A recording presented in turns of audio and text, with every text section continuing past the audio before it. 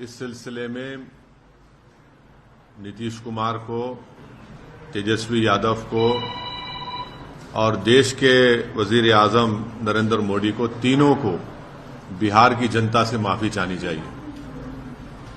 और तीनों पार्टीज ने मिलकर बिहार की जनता को जो बातें की हैं और जो वादे किए थे और अपनी पॉलिटिकल आइडियोलॉजी की बात की थी, उन सब तीनों ने मिलकर बिहार की जनता को एक बहुत बड़ा धोखा दिया है। और यकीनन इसमें सबसे बड़ा रोल है नीतीश कुमार का। नीतीश कुमार कल तक हमको गाली देते थे कि ओवैसी बी टीम है।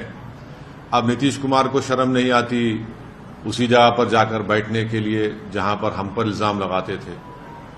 और नीतीश कुमार ने पॉलिटिकल अपॉर्चुनिज्म कहना तो अंडरस्टेटमेंट होगा, उन्होंने हर चीज का रिकॉर्ड तोड़ दिया है और कोई उनकी बात का न एतबार है न भरोसा है। मैं शुरू से कह रहा था कि नीतीश कुमार फिर से बीजेपी में जाएंगे, मगर लोग हमारी बात पर यकीन नहीं कर रहे थे। अब हम तेजस्वी यादव से पूछना चाह रहे हैं कि बताओ कैसा लग रहा है आपको? अभी आपने हमारे 4 एमएलएस को तोड़ा था, अब आपको कुछ दर्द हो रहा है सीने में? तकलीफ हो रही है आपको अपने भेजे में?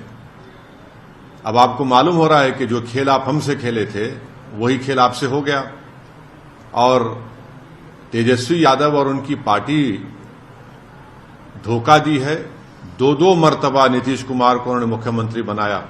बताइए अब क्या हासिल हुआ आपने? बीजेपी को आपने सत्ता दे दी। नीतीश कुमार तो सिर्फ अभी तो नाम के मुख्यमंत्री रहेंगे, हुकूमत चलेगी बिहार में आरएसएस की और नरेंद्र मोदी की। हम तो यही चीज को रोकना चाह रहे थे। एमआईएम पार्टी इसी को रोक रही थी।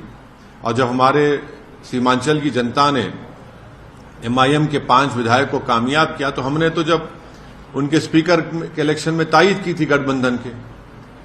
मगर तेजस्वी यादव को और उनके परिवार को ऐसा लगता है कि बिहार की जनता एक तरफ और उनके परिवार से कोई भी मुख्यमंत्री बन जाए।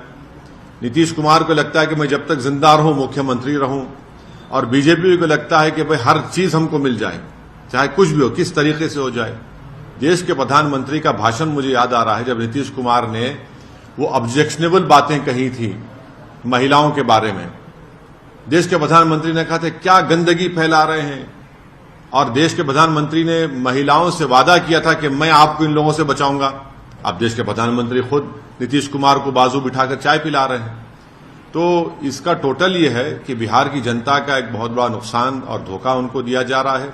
बिहार में डेवलपमेंट रुक चुका है, अफसरशाही बढ़ चुकी है, और हम तो शुरू से सीमांचल की लड़ाई लड़ते आए, लड़ते रहेंगे। और इससे जनता को फिर से मालूम हो गया कि एमआईएम और ओवैसी जो बात कह रहा था कि सेकुलरिज्म, पॉलिटिकल सेकुलरिज्म सिर्फ इस्तेमाल किया जाता है भारत के मुसलमानों को धोखा देने के लिए, और अब की बार फिर से धोखा दिया गया है बिहार के मुसलमानों को सिर्फ सत्ता में आकर बैठने के लिए। मैं उम्मीद करता हूं कि न सिर्फ बिहार बल्कि पूरे देश के जो अल्पसंख्यक समाज, मुसलमान और जो हमारे सेकुलर जहन रखने वाले हिंदू, ओबीसी और दलित भाई हैं, वो देखेंगे इन चीजों को कि कैसे सेकुलरिज्म के नाम पर चुनाव में तो वोट लिया जाता है और उसके बाद फिर आपके वोट को ले जाकर आरएसएस और मोदी के झोली में रख दिया जाता है। तो उम्मीद करते हैं कि वो इससे एक इसका नोट लेंगे और उन पार्टीज का साथ देंगे जो आपकी पॉलिटिकल लीडरशिप को डेवलप करना चाहते हैं।